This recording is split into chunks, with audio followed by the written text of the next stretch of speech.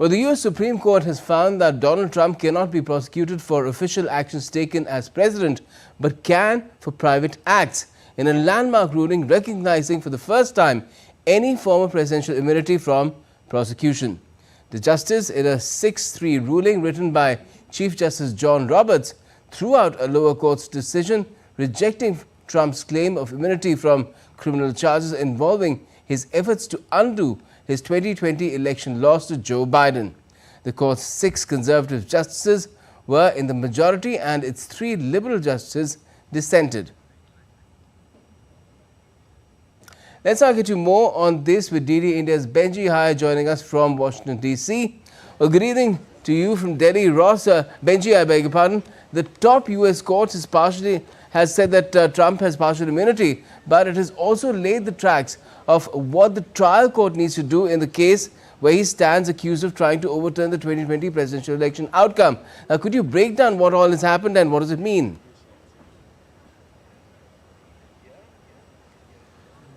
Yes, it was a rather boisterous atmosphere outside the Supreme Court when this long-awaiting ruling finally landed this morning. But then it was also met with, frankly, a bit of confusion. The top line is that the court holds that a former president, which of course includes Donald Trump, has absolute immunity for core constitutional powers. That's things like appointing ambassadors to foreign governments and foreign countries. It then says that the court has, a former president, I should say, has a presumption of immunity for official acts, but no immunity for unofficial acts. Now, it is perhaps not clear yet what constitutes an official versus an unofficial act. Would an official act, for example, include Donald Trump, then president, telling his then vice president, Mike Pence, not to certify the results of the 2020 election, which is a key tenet of the prosecution's case against the former president? In all, justices on the Supreme Court are leaving it to lower courts to decide and to make that distinction. And what that does in practice is effectively kick the can down the road, push, delay, postpone a potential trial, yet another criminal trial against Donald Trump, which was looking into those alleged efforts to subvert democracy. Now, that has cued outrage from some of the liberal justices on the bench. They say that this decision reshapes the institution of the presidency, makes a mockery of the principle that no man is above the law. While that man, Donald Trump, is elated. He calls this a big win for the Constitution and democracy, and he will be breathing a huge sigh of relief because ultimately he is unlikely to face trial in this case before Americans go to the polls on November 5th. And what is the Joe Biden camp saying? What are the Democrats saying about this?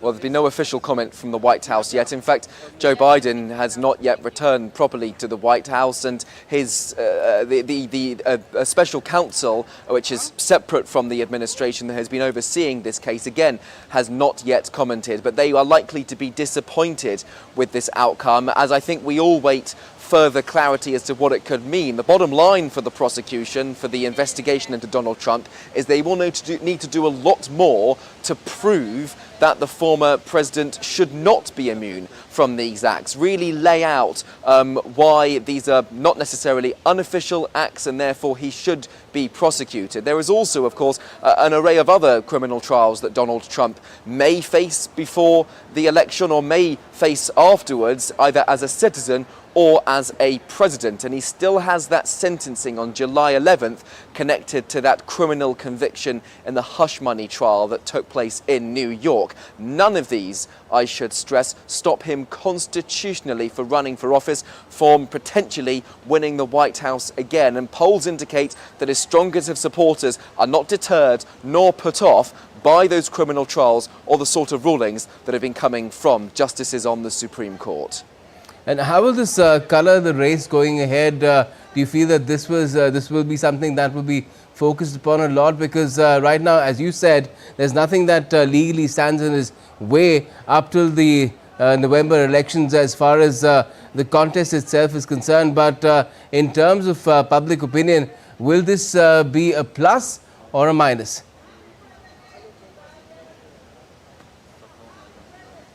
Well, plainly, it helps open up that path for Donald Trump. It moves away another potential obstruction, and on the premise that he wins, he could order his Department of Justice to dismiss this case and others that are still outstanding. So that'll be seen as a victory for Donald Trump, a huge sigh of relief for his supporters. In terms of how it plays generally in the election, well, Democrats will continue to insist, I'm sure, that this is a president, the first to have been criminally convicted, multiple times indicted, twice impeached, including for the very acts that are at the centre of this trial that he may face either before or after the election. Of course, those actions, those attempts allegedly to overturn the election, culminating in that deadly riot on January 6, 2021 at the US Capitol, just across from actually where I'm standing. And there will be no there'll be continued attempts, I should say, I'm sure, from Donald Trump's political opponents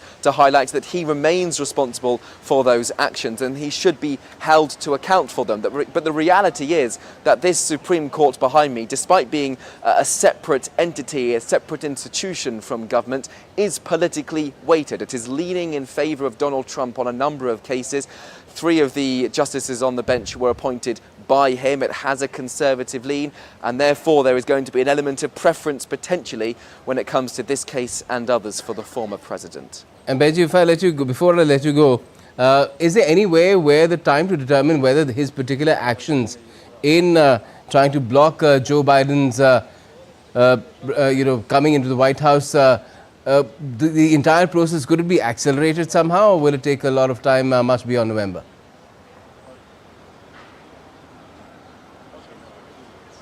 Well, prosecution will be hoping that a trial can still go ahead, but it first has to go through a separate process of the lower courts, making that distinction between official versus unofficial acts, as we were exploring before. There is still another outstanding criminal trial that Donald Trump may face in the state of Georgia, again related to those alleged attempts to overturn the election outcome in that specific state. But like the other criminal trial for his alleged mishandling of classified documents in Florida, that has been indefinitely delayed and so may very well not happen either. It could be the case that Donald Trump goes into that election on November 5th, yes, with that criminal conviction from New York, but still with these other criminal trials still yet to be resolved.